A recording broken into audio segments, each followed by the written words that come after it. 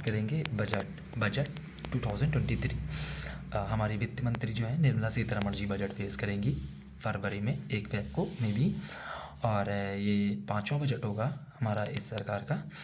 तो बजट क्या है, कैसे बनता है और कितने लोग होते हैं, कितने दिन पहले सारा प्रोसेस जानेंगे। तो हम अगर छोटी सी बात करें तो पहले तो मैं आपको बता दूं, बजट शब्द का हम लोग इस्तेमाल ही नहीं। आर्टिकल 112 के अनुसार हम लोग बजट शब्द बोल ही नहीं सकते। आर्टिकल 112 के अनुसार इसको बोलते हैं एनुअल फाइनेंशियल स्टेटमेंट, जिसमें हम लोग ये जानते हैं कि हमारा कितना खर्च हो चुका है और कितना रेवेन्यू लाएंगे, क्या क्या करेंगे। सिंपल इसको बोलते हैं एनुअल फाइनेंशियल स्टेटमेंट, ठीक है। अब ये कैसे शुरू होता है मैं आपको बता दूं। हमारा जो मिनिस्ट्री ऑफ फाइनेंस, जो वित्त मंत्री होता है, जो वित्त मंत्रालय होता है, उसके अंदर एक डिपार्टमेंट आता है, department of economic affair. Annual financial statement को डिपार्टमेंट ऑफ इकोनॉमिक अफेयर यही तैयार करता है, समझिए आप।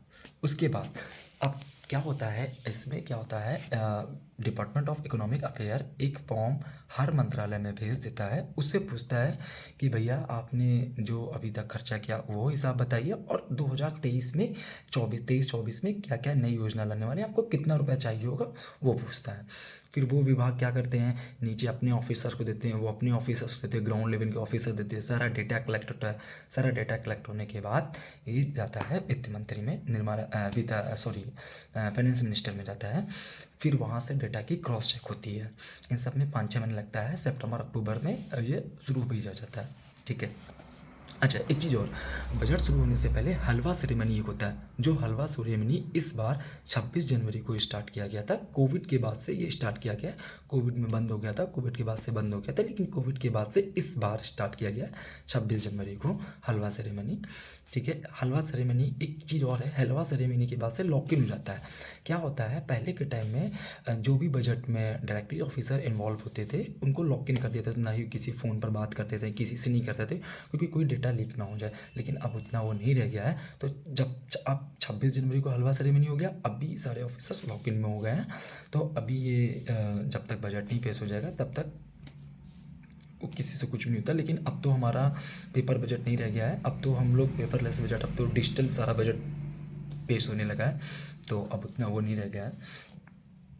उसके बाद क्या होता है, ये जब हमारा सारा डेटा आ जाता है, फिर अराउंड नवंबर के करीब हम ये जो हमारे वित्त मंत्री होते हैं, एक कंसल्टेंट जो एग्रीकल्चर बड़े बड़े लोगों से बात करते हैं, उनसे इनपुट लेते हैं कि क्या हम और अच्छा कर सकते हैं, क्या चाहिए होगा, क्या मेरी तरफ से हेल्प चाहिए होगी।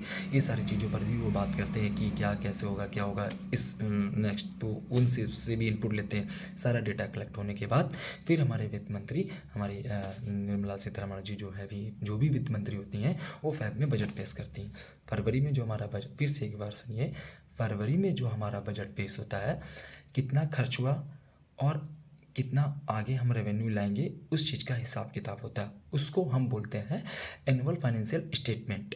बजट सब नहीं बोलना होता है, एनुअल फाइनेंशियल स्टेटमेंट बोलते हैं। एनुअल फाइनेंशियल स्टेटमेंट जो रिपोर्ट होती है, उसमें ये होता है कि हमने लास्ट ईयर, पिछले साल कितना रुपए खर्च किया, नेक्स्ट ईयर हम क्या रेवेन्यू लाएंगे, कहाँ से लाएंगे, ये सारी चीज़ें उसमें होती हैं।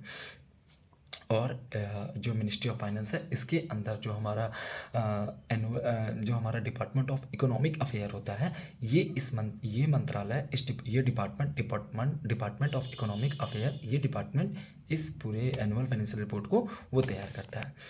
एंड आई होप आप लोग, जो मैंने समझाने की कोशिश की, आप समझ गए होंगे। अगर कुछ मिस्टेक रही हो या कुछ कमी हो तो प्लीज़ कमेंट में बताइएगा। Thank you.